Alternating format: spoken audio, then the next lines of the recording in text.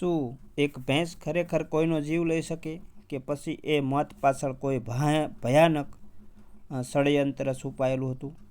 પોતાની જ ભાભીને પામવામાં એક સગા ભાઈએ લોહીના સંબંધોને લજવ્યો અને પોતાના જ ભાઈનું કાસળ કાઢી નાખ્યું.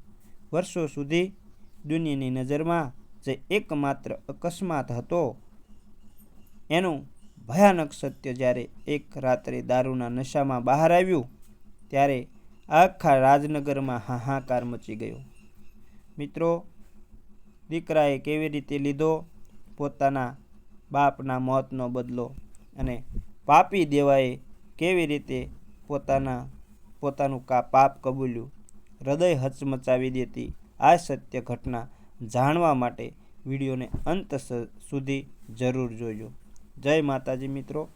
ચલો આ વાર્તા શરૂ કરીએ. તો આ વાર્તામાં રાખડીબંધ મેઘજી ભુવાના મોટા દીકરા પ્રેમાના મોતના કારણે આખા રાજનગરમાં શોકનું મોજું ફરી વળ્યું હતું. પ્રેમાને નખમાય રોગ નહોતો. એ હરતો ફરતો મહેનતુ હતો. હજી તો 2 વર્ષ પહેલાં બાદલપુરના મુખીની છોકરી ગૌરી સાથે એના લગ્ન થયા હતા. એ દરમિયાન એક છોકરાનો બાપ બની ગયો હતો. એ જ પ્રેમાને એ ભેંસને ખાણ દેવા ગયો ત્યારે એક મારકણી ભેંસે એના ગુપ્ત ભાગે માથું માર્યું હતું અને સુંવાળી જગ્યાએ વાગતા એ થોડી વાર તરફડીને મરી ગયો હતો. એથી જ ભુવાના ઘરે અને આખા નગરમાં બસ આ જ વાતને લઈને કાળો કેર વર્તી ગયો હતો. સૌ સગાવાલા આવી જતા પ્રેમાની અંતિમ ક્રિયા પૂર્ણ થઈ ગઈ. મેઘજી ભુવો એટલા પંથકમાં ખૂબ જ જાણીતો હતો. એમની પત્ની એક પૂર હોનારતમાં તણાઈ ગઈ હતી. પછી ભુવાએ બીજા લગ્ન કર્યા ન હતા અને પોતાના નાના 2 દીકરા પ્રેમા અને દેવાને જાતે મોટા કર્યા હતા.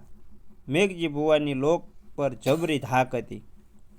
અભણ અને અજ્ઞાની લોકોના ભોળપણનો એ લાભ લેતો હતો. ખોટી અંધશ્રદ્ધા ફેલાવી એ કહેતો કે મેં મસાણમાં સાધના કરી છે અને હવે કેટલાક લોકો કહેતા હતા કે જોયું ને, ધૂણવા કે ભુવાના રવાડે ચડવું સારું નહીં. આ મેઘજી ભુવાની ક્યાંક ભૂલ થઈ ગઈ છે. એ થાપ ખાઈ ગયો હશે. તે એક જ રાતમાં છોકરા જેવો છોકરો ભરખાઈ ગયો ને પ્રેમાનું 12મું પતી ગયું અને સાથોસાથ વર્ષી પણ વાળી લીધી. આથી ગૌરી કપડાં બદલાવવા માટે એના પિયર ગઈ. પણ હજી એને મનમાં એક વાત સમજાતી ન હતી કે રોજની હેવાઈ ભેંસે પ્રેમાને માથું કેમ માર્યું. ટૂંકમાં પોતાના પતિ પ્રેમાના મોત બાબતે શંકા હતી અને શંકા પોતાના દિયર દેવલા પર હતી. પરંતુ જ્યાં સુધી કોઈ આધાર પુરાવો ન મળે ત્યાં સુધી એ શું બોલી શકે અને એનું સાચુંય કોણ માને? કારણ આખા ગામમાં વાત જાણીતી થઈ ગઈ હતી કે પ્રેમાને ભેંસે સુંવાળી જગ્યાએ માથું માર્યું અને મરી ગયો. અને દેવલા માટે ભુવાએ કેટલી છોકરીઓ જોઈ હતી પણ કોઈ ઠેકાણે દેવલાનો મેળ પડતો ન હતો. અને દેવલાના લગ્નનો મેળ પડતો તો સામેવાળા સામસામું કરવાની વાત કરતા હતા. એટલે છોકરી સામે છોકરી આપો. હવે ભુવાને છોકરી ન હતી. આમ ભુવાને દેવલાને પરણાવવાની ઝંખના હતી તો દેવલાને પરણવાની ઉતાવળ હતી. આથી જ એની ભાભી ગૌરી પર એની નજર હતી. હાલતા ચાલતા એ ગૌરી સાથે અડપલા કરી મજાક કરી લેતો હતો. ગૌરી એની નજરને પારખી ગઈ હતી. પહેલાંની મજાક મસ્કરી અને હાલની મજાક મસ્કરીમાં ફરક હતો. ગૌરી પામી ગઈ હતી તેથી એ સચેત રહેતી. છતાંય એના ભાગ્ય લખાયું હશે એટલે સમયના વેણમાં પ્રેમાની યાદ વહી જતા એ વિસરાઈ ગયો અને નાતના રિવાજ પ્રમાણે ગૌરીને દેવા સાથે જ દેરવટું વાળવું પડ્યું. પોતાની મરજી ન હતી છતાંય ખાનદાન માતા પિતાની આબરૂ ખાતર એણે ના ન પાડી. જીવનમાં જે થાય તે સારા માટે એવું એણે માન્યું. બસ પોણિયા વર્ષોના ટૂંકા દિવસો પર દિવસો વીતી રહ્યા. દેવાના સાથેના સહવાસમાં સમય જતાં એને બીજા છોકરાનો જન્મ થયો. એક છોકરો તો હતો પ્રેમાનો જગલો, અને આ બીજો દેવાનો લાખો. જગલો અને લાખો જવાન થઈ ગયા તોય વર્ષો પછી એ ગૌરી પોતાના પતિ પ્રેમાના મોતની શંકાના સવાલને ભૂલી ન હતી. એમાં એક દિવસ રાત્રે દેવો ક્યારેય નહીંને એક વખત મવડાનું દારૂ પીને આવ્યો. ગૌરી ગુસ્સે થવાને બદલે ખુશ થઈ ઉઠી. એને તક મળી ગઈ.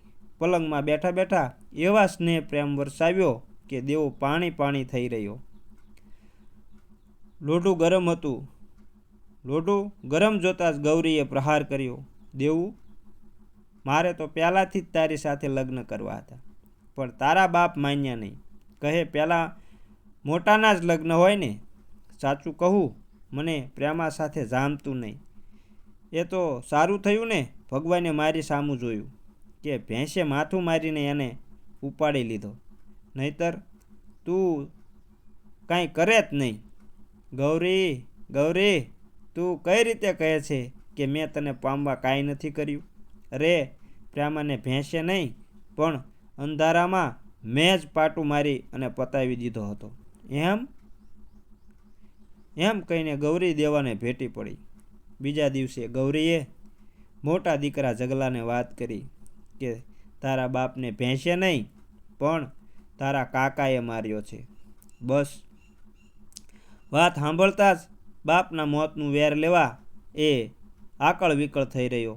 એના શરીરમાં લોહી ઉકળી ઉઠ્યું, પણ લાચાર હતો, કારણ કે દેવો ગઢના મેળામાં ગયો હતો. એની વાટે જગલો 2 દિવસ અને 2 રાત ગામની ભાગોળે બેઠો, પણ ભાગ્ય જોગે દેવો આવ્યો નહીં. પણ ત્રીજી રાત્રે જગલાએ જોયું તો રસ્તા પર કોઈ માણસ આવતો જણાયો. એ સામે ચાલ્યો. નજીક આવતા એણે જોયું તો એનો નાનો ભાઈ લાખો હતો. જગલાને જોતા લાખો બોલ્યો, અરે મોટા ભાઈ, તમે અત્યારે અહીં? હા, બાપુ મેળામાં ગયા છે, તે હજી આવ્યા નથી, એની રાહે નીકળ્યો છું. દેવા, બાપુ હવે નહીં આવે, ચાલો ઘરે ચાલો. તે દિવસે બાએ તમને જે વાત કરી હતી એ મેં પણ બાજુના ઓરડામાં બેઠા બેઠા સાંભળી હતી, અને તમારું કામ હું કરીને આવ્યો છું. મિત્રો, આવા કરતૂતોવાળા બાપને એના જ દીકરાએ એની સજા આપી દીધી હતી. મિત્રો, આ વાર્તામાં આપણને જાણવા મળે છે કે સ્ત્રીને પામવા ભાઈ પણ પોતાના ભાઈનો થતો નથી અને ભાઈનું મર્ડર કરતાં ખચકાતો નથી.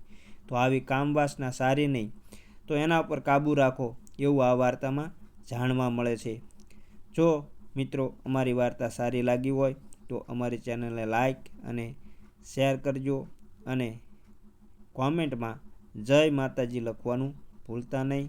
અને સાથે સાથે ચેનલ પર નવા હોય તો હું તમને એક વિનંતી કરું છું, એક અનુરોધ કરું છું કે અમારી ચેનલને સબસ્ક્રાઈબ જરૂર કરી લેજો, અને સાથે સાથે બેલ આઇકનને પણ દબાવી દેજો, જેથી કરી અમારી નવી આવતી વાર્તાનું નોટિફિકેશન સૌથી પહેલાં તમને મળે, અને તમને અમે આવી નવી અને રસપ્રદ અને જાણવા જેવી સમાજમાં ઉપયોગી એવી વાર્તાઓ પીરસતા રહીએ. તો જય માતાજી મિત્રો.